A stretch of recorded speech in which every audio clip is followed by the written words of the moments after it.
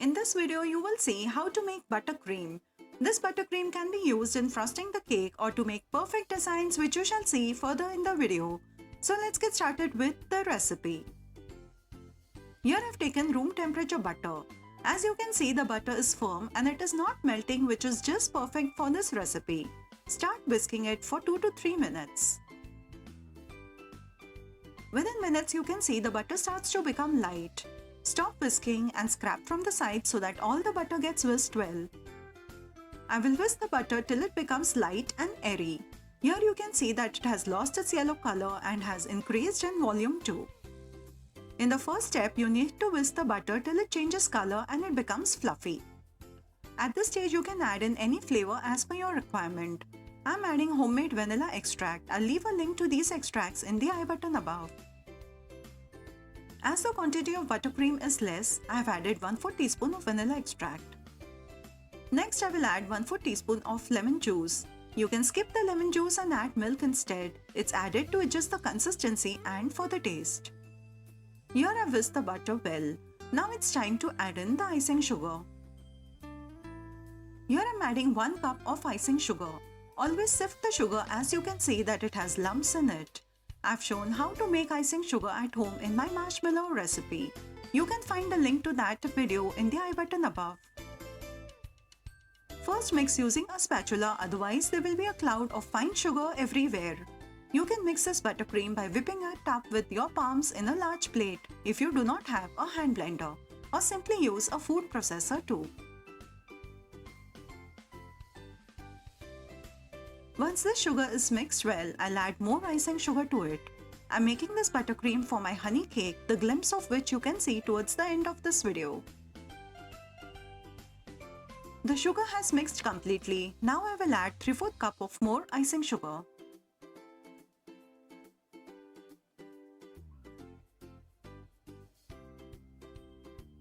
You can add a tablespoon of milk to adjust the consistency.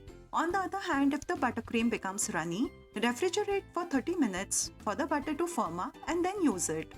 Now I will whisk this for one last time till the butter and sugar become light and fluffy.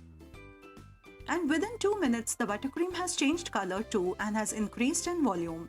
You need to whisk it till it gets firm peaks. The cream should hold the shape when you pipe out the design and it should not fall when you invert the spatula. Now I will show you how to color the buttercream. For that, I'll take little buttercream in a small bowl. Gel colors blend well. Liquid colors will make the buttercream runny.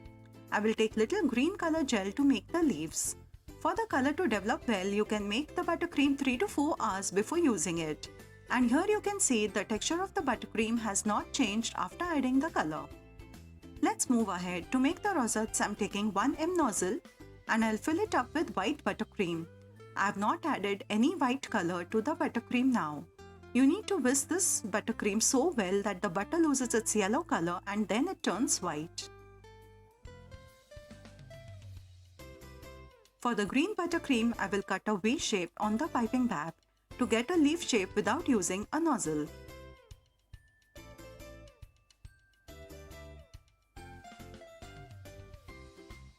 Always fill less buttercream so that the heat from your hand will not melt it while using. You can keep refilling it as and when you make the designs. So I hope it is clear to use gel colors for buttercream for best results. Once the colors are ready, let's move ahead and see some designs which you can make with the buttercream.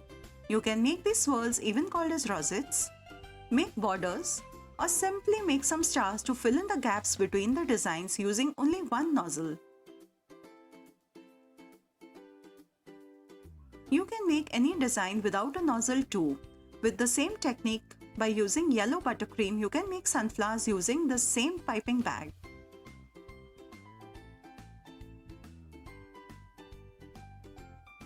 Isn't this looking so pretty, and it tastes yummy too? After this, I'll show you how to make more designs using buttercream. With nozzle number 81, which is widely used to make chrysanthemums, you can make small flowers too.